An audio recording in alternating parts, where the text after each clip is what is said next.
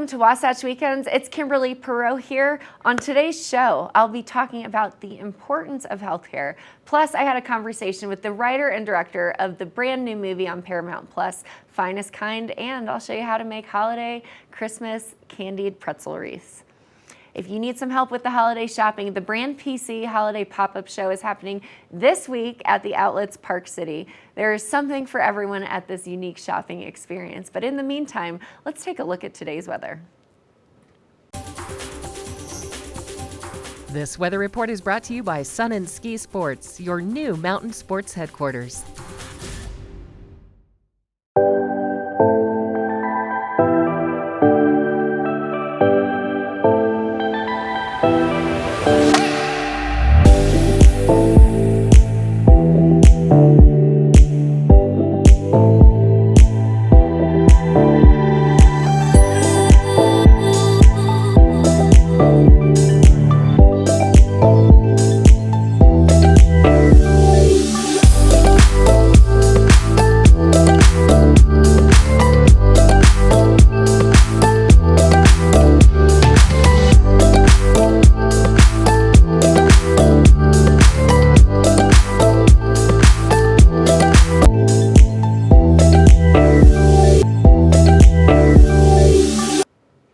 Welcome back to the show. Now, I had a conversation with Kurt Small about Medicaid and what to do and how to find the best option for you.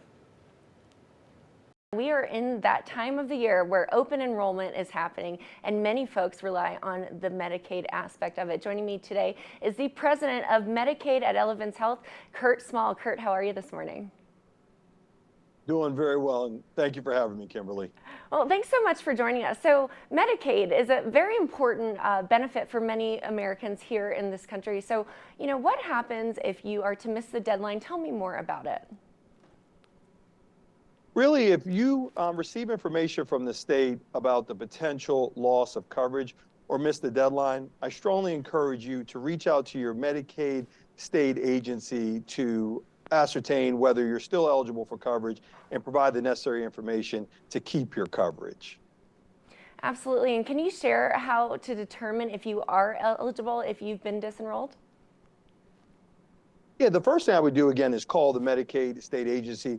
We've actually seen a large number of individuals be disenrolled for what we call procedural reasons, where the state may not have had the latest information or the latest address for those individuals.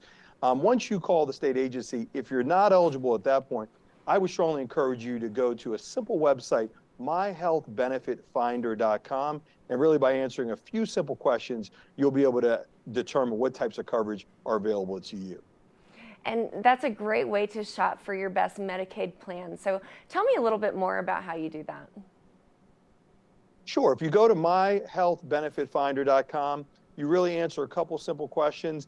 It'll tell you or help you understand whether you're still eligible for Medicaid coverage or potentially for subsidized services or subsidized plans in the ACA or the marketplace. So it really looks at your particular situation and then tries to make it really easy for you to identify how you keep and stay covered.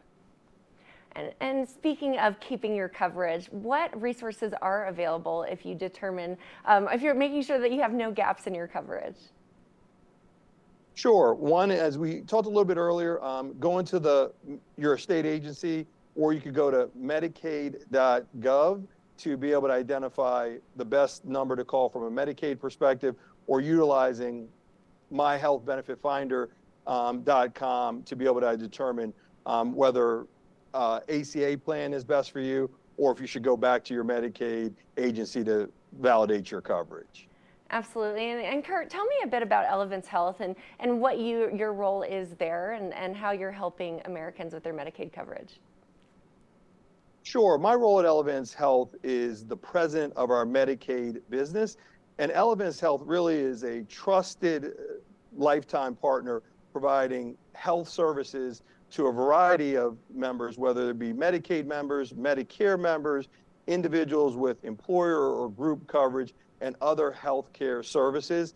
And really our intent is to help individuals as they move through their life have the appropriate healthcare services and insurance they need to be able to meet really their needs of themselves and their family. And can you explain who is eligible for Medicaid coverage? Sure. The eligibility really is going to depend on the individual person or the individual family. And that's one of the reasons why really going to your state agency, they can walk you through the exact specifics for your situation. And then again, the other option is to use myhealthbenefitfinder.com to be able to help you identify if you want to look at potentially a subsidized ACA or marketplace product. Excellent, excellent. Now, you mentioned these websites, but do you have one centralized location on where we can look up all of the resources, find out if we're eligible, and what happens if there's a gap in coverage? Sure. Really the two websites I would use if you believe you're still eligible for Medicaid, really the best one is to go back to your state agency, or you can go to medicaid.gov to identify that number. And then if you want to look at whether it be is Medicaid available, or potentially looking at what types of options would potentially be available on the marketplace or an ACA product, I would go to myhealthbenefitfinder.com. Well, Kurt, we appreciate all of the information that you've shared and how to find the best coverage and find out if you are still eligible for coverage for Medicaid. We appreciate you, and best of luck as you navigate the rest of this season. Thanks a lot, Kimberly.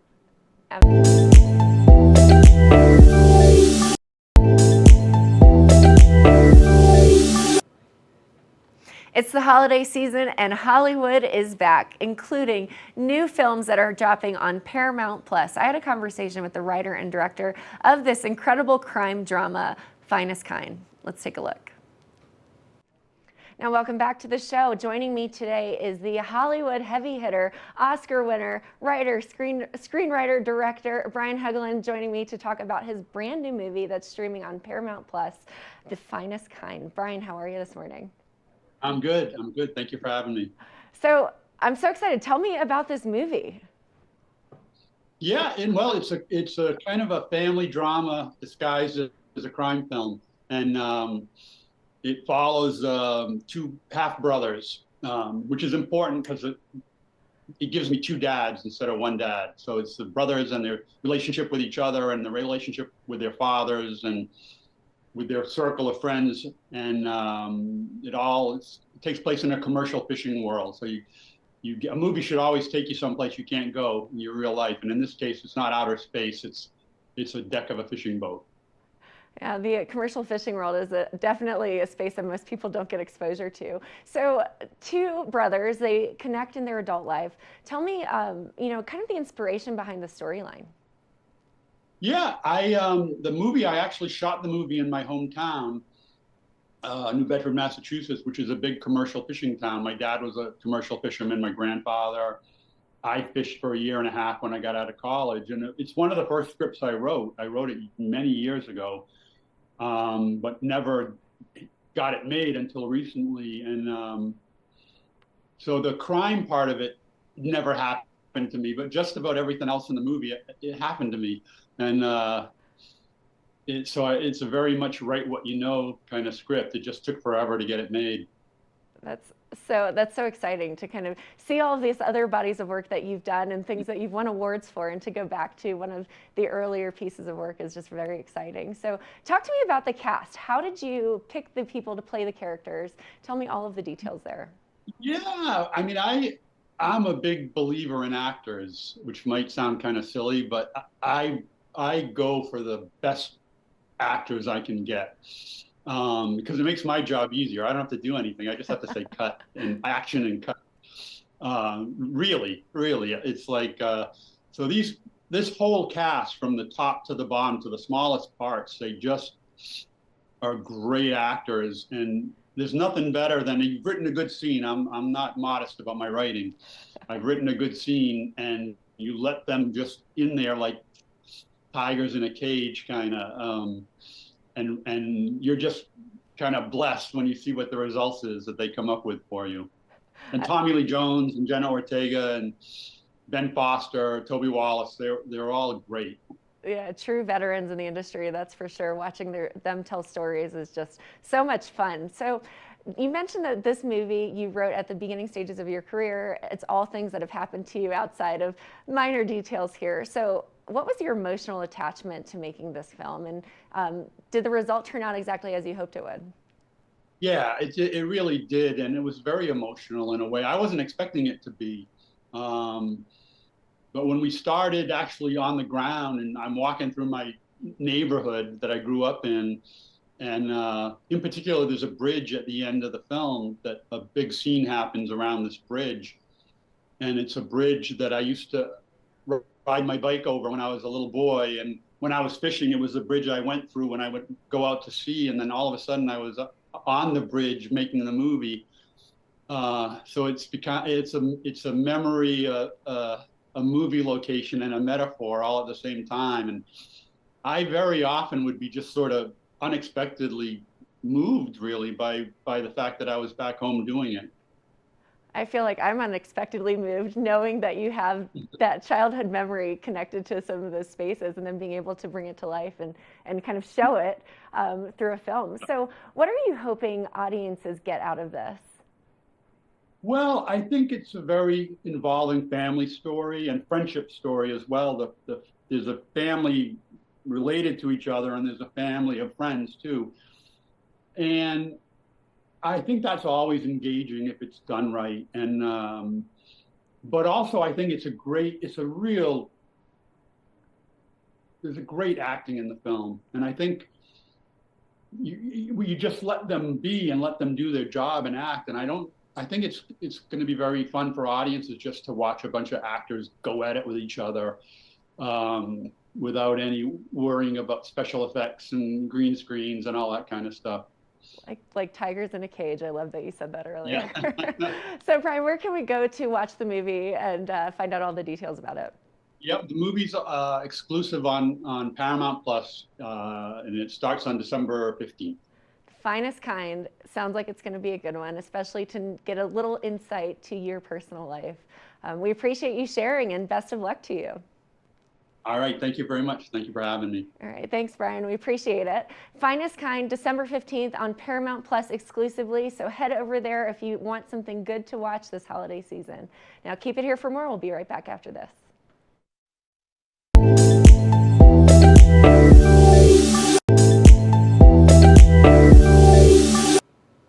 I always love getting in the kitchen, and especially when I get to bring a friend in with me. Julio joins me in making a festive and easy candied pretzel wreath. Now, welcome back to the show. I am honored and so excited because I have Julio from Conexión Latina joining me here today. And I know you are always in the kitchen on your show, so it's so fun to have you in the kitchen on mine. Well, thank you for the invite, Kim. Yeah, I'm always doing stuff for our Spanish show, Conexión Latina, so you're just giving me ideas to bounce off of. So for everyone watching who watches Conexión Latina, who knows, maybe you'll see some of this on Conexión Latina as well. You know, it's a fun holiday festive time, and sharing is caring. Sharing is caring. We are here, and we're going to make some delicious candied pretzel wreaths. Love it. So you're probably going, what in the world does that even mean? Well, it's super simple. It only involves a couple of ingredients. Yes. We have chocolate candy wafers. Or not chocolate, but just candy wafers, period. Then we've got Twizzlers, pull-apart Twizzlers. Yep. So you want to make sure that you have the pull and peel red vines or licorice sticks, whatever it is, because that gives it, you'll see what we're going to be doing with it.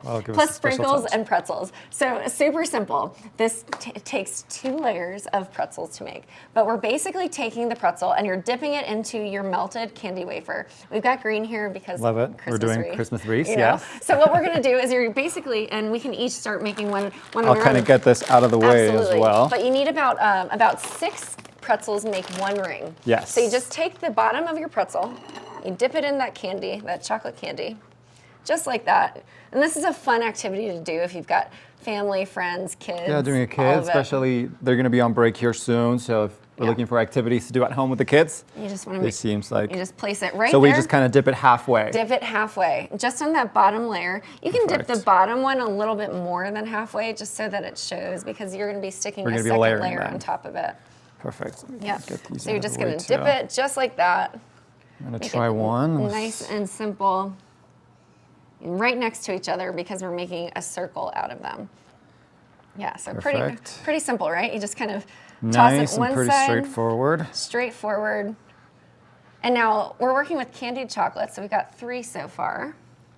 Yeah, There's so the fourth. looking good. As you can see, the circle is starting to be made. We're Yes. just going to keep grabbing it. So the fun part about this is you've got to let it set, but once it's set, it makes this really fun Super candy cute, wreath. yeah. And you can really do it in any kind of variation that you want to, because not all Christmas wreaths are green. Yeah, it's just different colors, different Any sort of candy melt that you want candies, to do. exactly, yeah.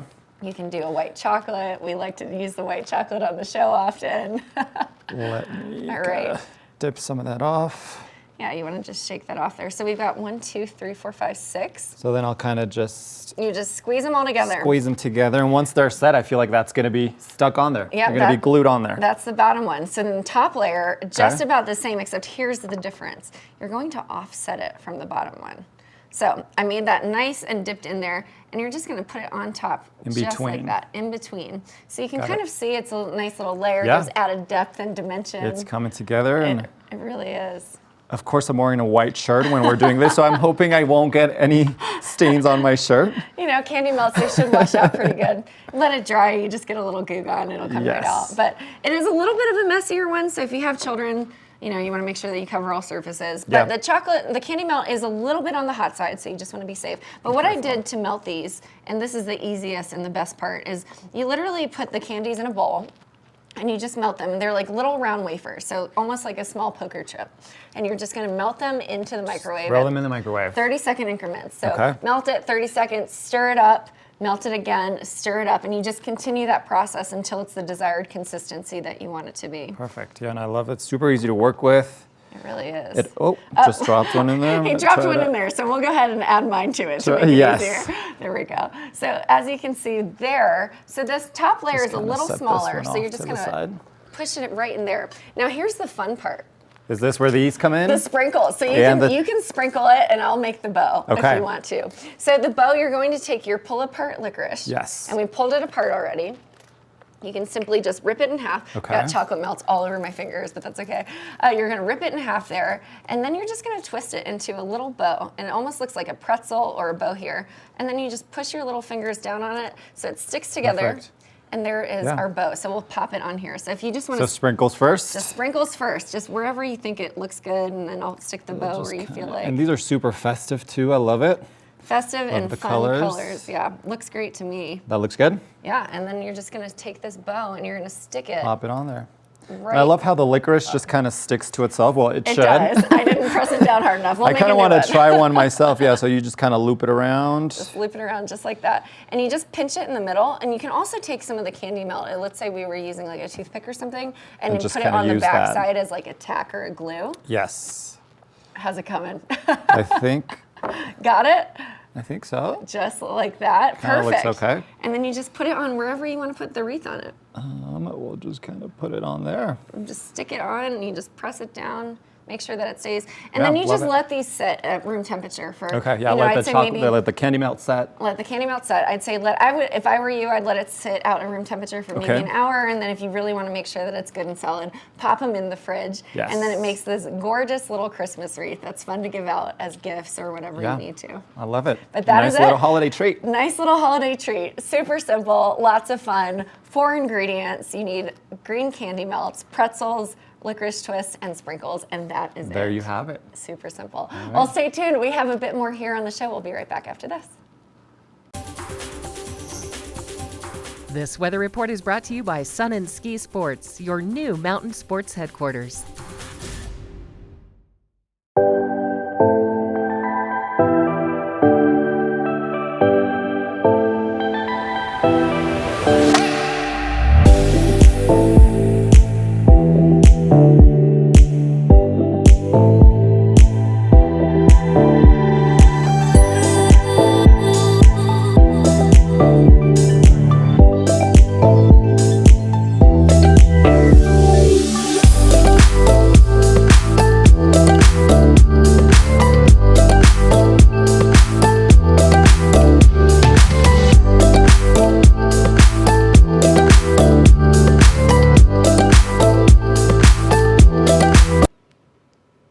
Medicaid, movies, and candy wreaths, oh my. It's been such an exciting Monday morning edition of Wasatch Weekends. I'm Kimberly Perot. Thanks for joining me this morning, and we'll see you next week.